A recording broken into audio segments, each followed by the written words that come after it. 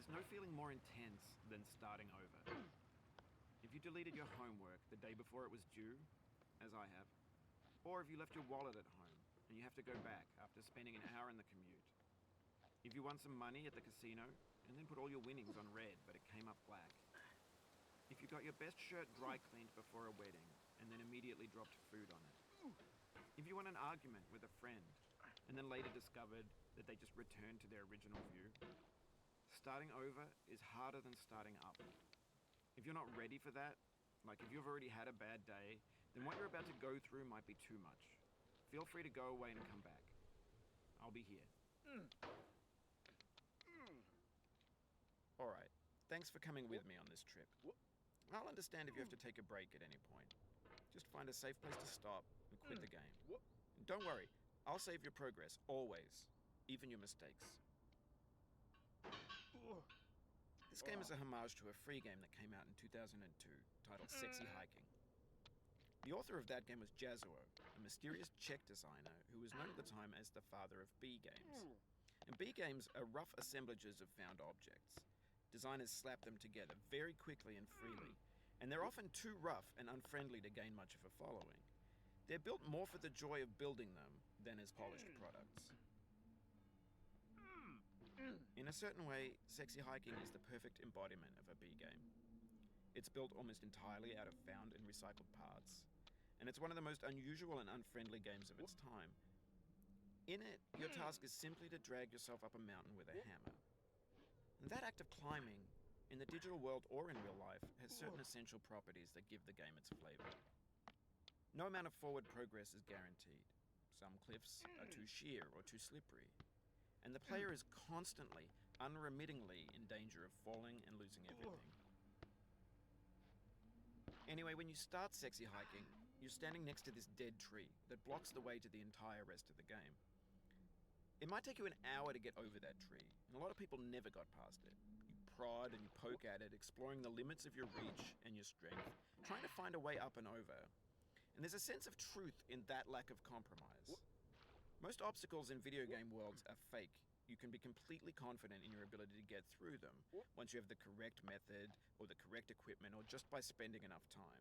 In that sense, every pixelated obstacle in Sexy Hiking is real.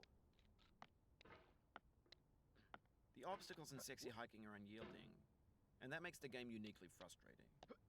But I'm not sure Jazuo intended to make a frustrating game. The frustration is just essential to the act of climbing, and it's authentic to the process of building a game about climbing. A funny thing happened to me as I was building this mountain. I'd have an idea for a new obstacle, and I'd build it, test it, and it would usually turn out to be unreasonably hard. But I couldn't bring myself to make it easier. It already felt like my inability to get past the new obstacle was my fault as a player rather than as a builder. Imaginary mountains build themselves from our efforts to climb them, and it's our repeated attempts to reach the summit that turns those mountains into something real. When you're building a video game world, you're building with ideas, and that can be like working with quickset cement.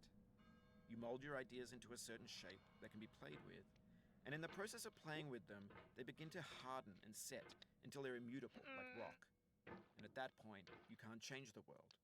Not without breaking it into pieces and starting fresh with new ideas. For years now, people have been predicting that games would soon be made out of prefabricated objects, bought in a store and assembled into a world. And for the most part, that hasn't happened, because the objects in the stores are trash. I don't mean they look bad or that they're badly made, although a lot of them are. I mean they're trash in the way that food becomes trash as soon as you put it in the sink. Things are made to be consumed and used in a certain context, and once the moment is gone, they transform into garbage. In the context of technology, those moments pass by in seconds. Over time, we've poured more and more refuse into this vast digital landfill that we call the internet. It now vastly outnumbers and outweighs the things that are fresh and untainted and unused. When everything around us is cultural trash, trash becomes the new medium, the lingua franca of the digital age. And you can build culture out of trash. But only trash culture. B games, B movies, B music, B philosophy.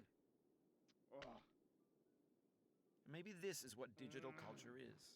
A monstrous mountain of trash, the ash heap of creativity's fountain. A landfill with everything we ever thought of in it. Grand, infinite, and unsorted.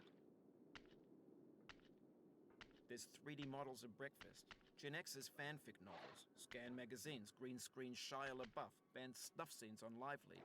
Facebook's got lifelike bots with unbranded adverts and candid shots of Kanye and Taylor Swift mashups, car crash epic failed GIFs, Russian dashcam vids, discussions of McRibs, discarded, forgotten, unrecycled, muddled, rotten, untitled. Everything's fresh for about 6 seconds, until some newer thing beckons, and we hit refresh. And there's years of persevering disappearing into the pile, out of style, out of sight. In this context, it's tempting to make friendly content that's